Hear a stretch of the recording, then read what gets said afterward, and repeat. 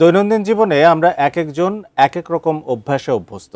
কেউ সকালে দেরিতে ঘুম থেকে ওঠেন, কেউ খালি পেটে চা কফি খান, কেউ কিছুই খান না।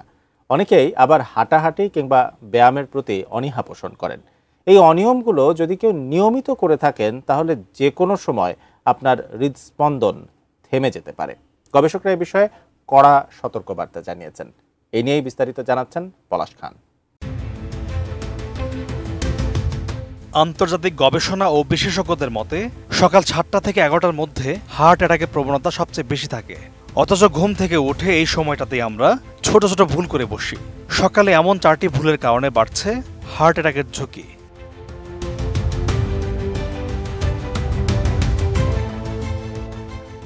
ভারতীয় সংবাদ মাধ্যম বিজনেস স্ট্যান্ডার্ডে ক্যালিফোর্নিয়ার কার্ডিওলজিস্ট ডাক্তার সঞ্জয় ভোজরাজের ব্যাখ্যা অনুযায়ী ঘুম থেকে ওঠার সঙ্গে সঙ্গেই শরীরে কর্টিসল নামের স্ট্রেস হরমোন বেড়ে যায়। রক্তের প্লেটলেটগুলো আঠালো হয়ে ওঠে এবং রক্তচাপ দ্রুত বাড়ে।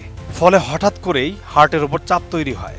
এই সময় যদি খালি পেটে চা বা কফি পান করা, পানি পান না করা, ওষুধ বাদ দেয়া কিংবা সরাসরি ব্যস্ততায় ঝাঁপিয়ে পড়ার মতো অভ্যাস গড়ে উঠলে এর ঝুঁকি বেড়ে যায় বহুগুণে।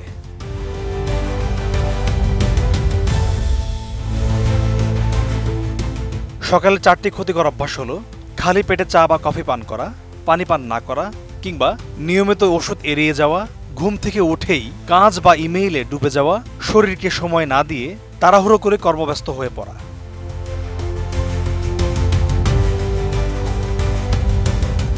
নোভা এলইডি টিভি, ঝকঝকে ছবি, নিখুঁত শব্দ, 5 বছরের ওয়ারেন্টি। নোভা মানে সঠিক মান, নিশ্চিত সেবা। কার্ডিওলজিস্ট ডাক্তার সঞ্জয়ের মতে কিছু ছোট পরিবর্তন হার্টের স্বাস্থ্য ভালো রেখে হার্ট অ্যাটাকের ঝুঁকি কমাতে ভূমিকা রাখে।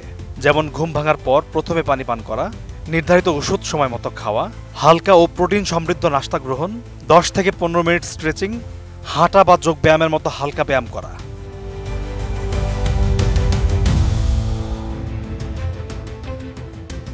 দিনের শুরুটা যদি অগোছালো, তাড়াহুড়ো আর ভুল অভ্যাসে ভরা হয় তাহলে তার প্রভাব পড়ে সরাসরি হার্টের উপর।